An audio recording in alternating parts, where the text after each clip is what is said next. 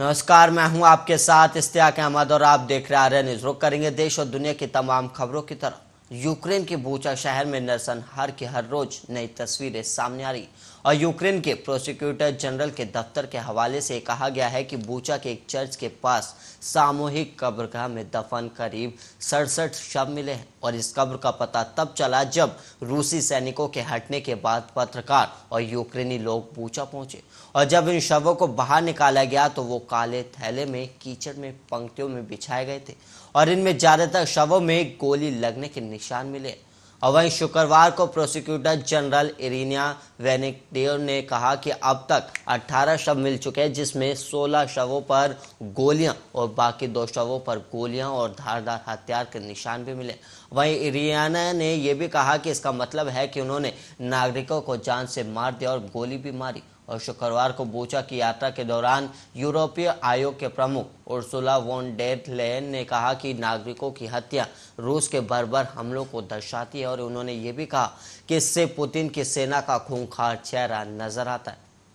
वहीं prosecutor general का दफ्तर इन मौतों सहित अन्य मामलों की जांच कर रहा है जो युद्ध अपराध से जुड़ी हुई है। और इरिना ने यह भी कहा कि जांच में यूरोपीय संघ भी शामिल और हम गतिविधि में सहयोग करें। दूसरी ओर मॉस्को ने जो देकर कहा है कि ये दावा कि रूसी सैनिकों ने बूचा में नागरिकों को मार डाला और एक जालसाजी है और मीडिया रिपोर्ट्स के मुताबिक नागरिकों पर हमले के बीच यूक्रेन के कई इलाके रूस के कब्जे में हैं। और कुछ एक्सपर्ट का ये भी कहना है कि युद्ध का रुख यूक्रेन की तरफ मुड़ने लगा है और पिछले हफ्ते रूसी जवानों के बूचा से जाने के बाद यूक्रेनी अधिकारियों ने कहा कि सैकड़ों नागरिक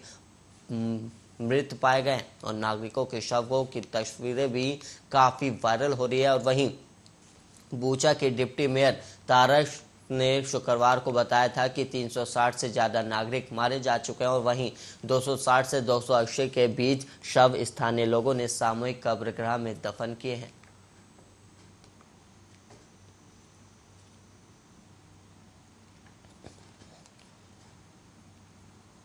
वहीं यूक्रेन से चल रहे युद्ध में रूसी सैनिकों की बर्बरता के खिलाफ ब्रिटेन का सख्त रवैया जारी और रूस को सबक सिखाने के लिए वो न केवल उस पर कई कड़े प्रतिबंध लगा रहा है बल्कि यूक्रेन की मदद भी कर रहा है और ये मदद सैन्य सहायता यानी हथियारों से लेकर आर्थिक स्तर तक है। और हाल ही में ब्रिटेन ने यूक्रेन को सैन्य सहायता के लिए करीब 100 मिलियन पैकेज के तहत आर्म्ड व्हीकल देने का भी फैसला कर दिया। और वहीं ब्रिटेन के रक्षा सचिव बेन वालेस ने एक बताया कि यूक्रेनी सेना को मास्टिव आर्म्ड व्हीकल दिए जाएंगे और इस व्हीकल का वजन 23 टन है और इसमें 8 सैनिक और 2 चालक आ सकते हैं। और इस मदद से यूक्रेनी सैनिक रूसी सैनिकों के खिलाफ आक्रामक तरीके से लड़ सकेंगे और इस वाहन को अफगानिस्तान संघर्ष के दौरान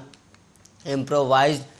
एक्सप्लोसिव डिवाइसेस का सामना करने के लिए डिज़ाइन किया गया था। और रोमानिया में नाटो के एक कार्यक्रम में वालेस ने कहा कि 2 लाख सामान पहले ही यूक्रेन भेजे जा चुके और इसके अलावा नई खेप में Star Streak anti aircraft missile, 800 anti tank missile और हेलमेट और नाइट विजन गॉगल्स भी यूक्रेन भेजे जाएंगे। हालांकि हार्पून जैसी जहाज रोधी मिसाइल को लेकर वो कुछ भी नहीं बोले। और वहीं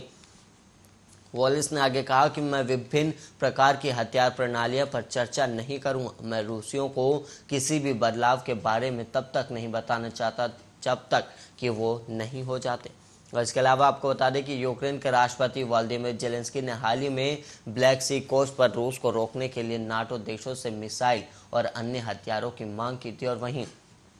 उन्होंने आगे बताया कि यूक्रेन का समर्थन करने की हमारी प्रतिबद्धता ये सुनिश्चित करने के लिए है कि उन्हें अपनी रक्षा के लिए जितना संभव हो सके उतनी मदद मिल सके। और इस बीच अगर रूस की रणनीति बदलती है तो हम यूक्रेन को जो मदद दे रहे हैं वो भी बदल जाएगा। और मालूम है कि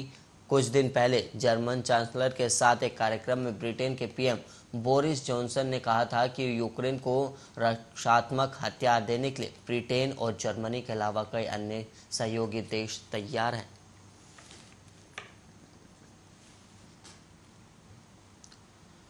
और वहीं भारत का पड़ोसी देश श्रीलंका इन दिनों अभूतपूर्व आर्थिक संकट का सामना कर रहा है और वहां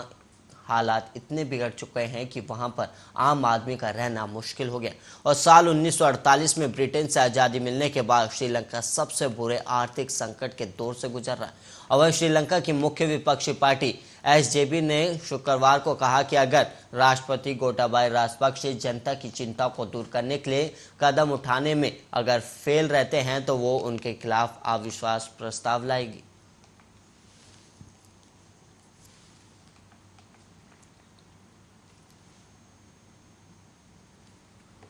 वहीं महंगाई के बढ़ते ग्राफ और पेट्रोल डीजल की बढ़ती कीमतों को लेकर देश की राजधानी दिल्ली के जंतर मंतर में गुरुवार को कांग्रेस ने जोरदार प्रदर्शन किया और इस विरोध प्रदर्शन में कांग्रेस के प्रदेश अध्यक्ष अनिल चौधरी, वरिष्ठ नेता जगदीश टाइटलर और पूर्व केंद्रीय मंत्री कृष्ण तीरथ, कांग्रेस प्रभारी शक्ति सिंह गोहिल और कांग्रेस के नेशनल चेयरमैन उदित राज और राष्ट्रीय प्रवक्ता शुभ्रांश राय समेत पार्टी के कई वरिष्ठ नेता शामिल हुए। और वहीं कांग्रेस नेताओं ने मोदी सरकार पर गरीब विरोधी नीतियों का आरोप लगाते हुए सिलेंडर लेकर जमकर निशाना साधा। और वहीं आपको बता दें कि कांग्रेस के राष्ट्रीय प्रवक्ता शुभ्रांशु राय ने विरोध प्रदर्शन के दौरान पीएम मोदी से मांग की है कि बीते 2 हफ्ते से ज्यादा दिनों में पेट्रोल डीजल की 10 रुपए से ज्यादा बड़ी कीमतों को वापस लिया जाए। और उन्होंने ये भी कहा कि हर रोज सुबह की पहली किरण के साथ महंगाई की लग रहे झटकों को रोका जाए। और वहीं कांग्रेस नेता उदित राज ने भी कहा कि बीजेपी कांग्रेस पर हमला ना करके गांधी परिवार पर व्यक्तिगत हमला करती है और उसे पता है कि गांधी देश में करोड़ों लोगों की उम्मीद और गांधी नाम को खत्म कर बीजेपी अपने राजनीतिक और धार्मिक एजेंडे को आगे बढ़ाना चाहती है। और मोदी सरकार को महंगाई की तनिक भी परवाह नहीं है और वहीं पीएम मोदी तानाशाही प्रवृत्ति को अपना चुके। और वहीं इसके अलावा कांग्रेस प्रवक्ता गौरव वल्लभ ने लखनऊ पार्टी के दफ्तर से प्रेस कॉन्फ्रेंस कर मोदी सरकार को जमकर घेरा। उन्होंने कहा कि 62 करोड़ अन्नदाताओं को टैक्स के बोझ के तले दबा जा रहा है। और वहीं उन्होंने आगे कहा कि रोज सुबह पीएम मोदी तेल की कीमतों में वृद्धि करके देशवासियों को गुड मॉर्निंग मैसेज भेजते हैं। और इसके अलावा आपको बता दें कि पिछले 16 दिनों में इनके दामों में 14 बार बढ़ोतरी की गई है।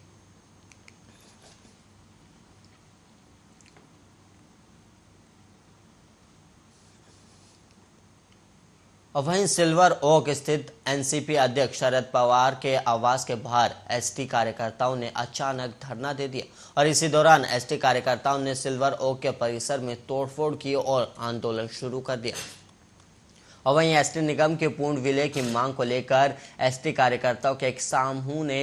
हंगामा किया। और इसके अलावा आपको बता दें कि ये पता चला है कि प्रदर्शनकारियों ने शरद पवार के आवास के परिसर में तोड़फोड़ भी की और चप्पलें भी फेंकी गई हैं। और विरोध कर रहे एसटी कार्यकर्ताओं ने सीधे शरद पवार के आवास पर हमला किया, जिसके गंभीर परिणाम होने की संभावना है। और वहीं हाईकोर्ट ने बुधवार को 22 अप्रैल तक सभी एसटी कार्यकर्ताओं के पक्ष में फैसला सुनाया, इसलिए सरकार ने किसी भी कर्मचारी के खिलाफ कार्रवाई नहीं करने का आदेश दिया है। और वहीं सलाह गुणरत्न सदावर्ते ने भी आंदोलन वापस लेने की घोषणा की थी। और वहीं एसटी कार्यकर्ता जहां काम पर लौट रहे थे तो वहीं अचानक एसटी कार्यकर्ताओं ने एनसीपी के अध्यक्ष शरद पवार के आवास परिसर में सीधे धरना दे दिया। और इसी दौरान कर्मचारी आवास क्षेत्र में घुस गए और इस बीच कर्मचारियों के सरकार से नाराज होने के कारण आंदोलन शुरू कर दिया गया। और वहीं रयात क्रांति संगठन के सदाभाऊ खोत ने जवाब दिया कि एसटी कार्यकर्ताओं का आंदोलन भटक गया। और इसके अलावा आपको बता दें कि हाईकोर्ट ने एसटी हड़ताल के खिलाफ निगम की याचिका समेत अन्य सभी याचिकाओं का निस्तारण कर दिया और हाईकोर्ट के फैसले की कॉपी भी जारी की गई। और वहीं कोर्ट ने श्रमिकों को 22 अप्रैल 2022 तक काम पर लौटने का निर्देश भी दिया और कई दिनों से चल रहा धरना आखिरकार खत्म हो चुका है। और वहीं आपको बता दें कि सरकार को एसटी कर्मचारियों के खिलाफ कार्रवाई नहीं करने के आदेश जारी कर दिए गए। और वहीं हाईकोर्ट ने निगम को एसटी कर्मचारियों को पेंशन देने का भी निर्देश दिया और हाईकोर्ट के आदेश के बाद राज्य में एसटी फिर से चलने की संभावना है।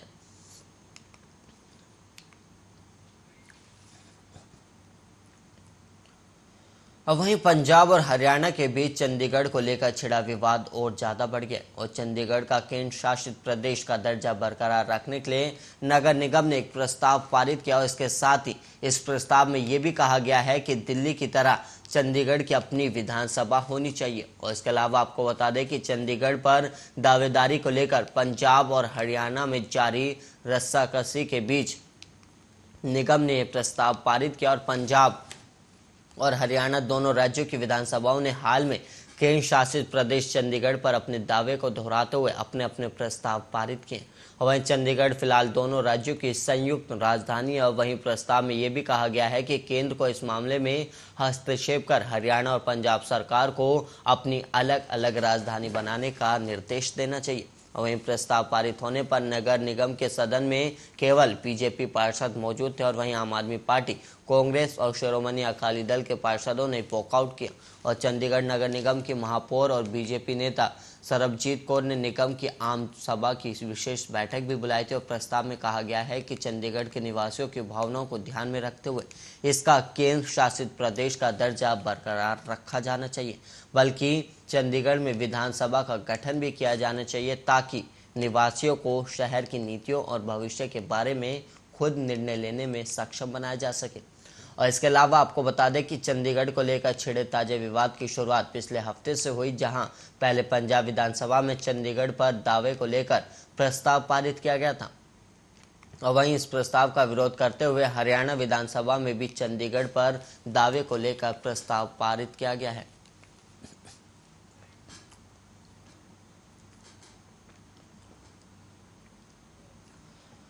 और वहीं दिल्ली के मुख्यमंत्री अरविंद केजरीवाल ने दिल्ली सरकार के रोजगार बजट की प्रोग्रेस को लेकर समीक्षा बैठक की और इस बैठक में सीएम केजरीवाल ने कहा कि ऐसा काम देश में पहली बार हो रहा है और मुझे विश्वास है कि हम अपना लक्ष्य जरूर पूरा करेंगे। और सीएम केजरीवाल ने कहा कि जिस तरह आज पूरा देश शिक्षा, स्वास्थ्य, बिजली, पानी को लेकर दिल्ली की तरफ देखता है, ठीक ऐसे ही हम रोजगार का समाधान भी देंगे। और इसके अलावा आपको बता दें कि दिल्ली सरकार की रोजगार बजट की समीक्षा बैठक में सीएम केजरीवाल ने यह भी कहा कि दिल्ली में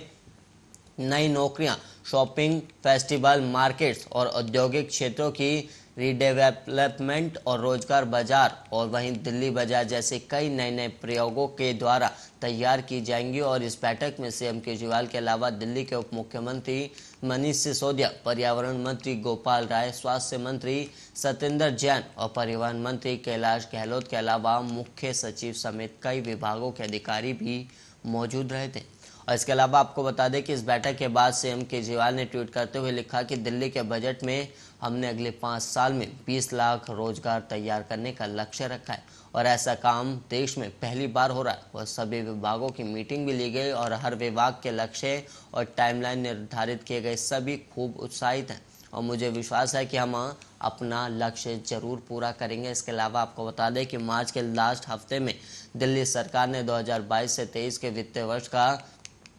75,800 करोड़ का बजट पेश किया था। इस बजट को पेश करते हुए दिल्ली के उप मुख्यमंत्री ने कहा था कि दिल्ली में 20 लाख नई नौकरियां पैदा करके रोजगार देंगे और दिल्ली सरकार ने अपने इस बजट में शिक्षा विभाग के लिए 16,278 करोड़ और स्वास्थ्य देखभाल के लिए 9,769 करोड़ रखे।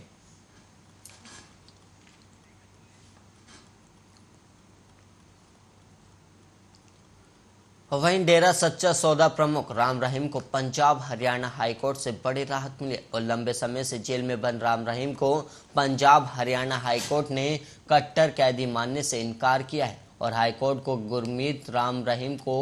फरोल और पैरोल देने पर एतराज नहीं है और राम रहीम हत्या और बलात्कार के मामलों में दोषी पाए जाने के बाद अभी रोहतक की सुनाराया जेल में बंद है और एक याचिका की सुनवाई के दौरान पंजाब और हरियाणा हाईकोर्ट ने माना है कि वो पैरोल या फरोल पर रिहा होने के उद्देश्य से कट्टर कैदियों की श्रेणी में नहीं आता है और इससे भविष्य में डेरा प्रमुख की पैरोल या फरलों पर रिहाई में कोई कानूनी बाधा नहीं आएगी। और इसके अलावा आपको बता दें कि गुरुवार को जज जस्टिस न्यायमूर्ति राजमोहन सिंह ने खुली अदालत में ये फैसला सुनाया। हालांकि फैसले की जारी नहीं की गई और इसके अलावा हाईकोर्ट ने डेरा प्रमुख की हालिया रिहाई के खिलाफ दाखिल हुई याचिका को खारिज कर दिया क्योंकि आरोपी सुनवाई के वक्त तक जेल में वापस लौट आया था। वहीं उच्च न्यायालय के फैसले पर हरियाणा सरकार के एडवोकेट जनरल बलदेव राज महाजन ने कहा कि हमें पता चला है कि हाईकोर्ट ने फैसला सुनाया कि डेरा सच्चा सौदा प्रमुख राम रहीम कट्टर कैदियों की श्रेणी में नहीं आता। हालांकि बलदेव राज ने यह भी कहा कि फैसले की प्रति आने के बाद ही स्थिति साफ होगी। और वहीं दूसरी ओर डेरा सच्चा सौदा की तरफ से दलील दे रही वकील कनिका आहूजा ने भी इस बात की पुष्टि की और उन्होंने कहा कि हाईकोर्ट ने डेरा सच्चा सौदा प्रमुख राम रहीम को कट्टर कैदियों की श्रेणी में नहीं माना है।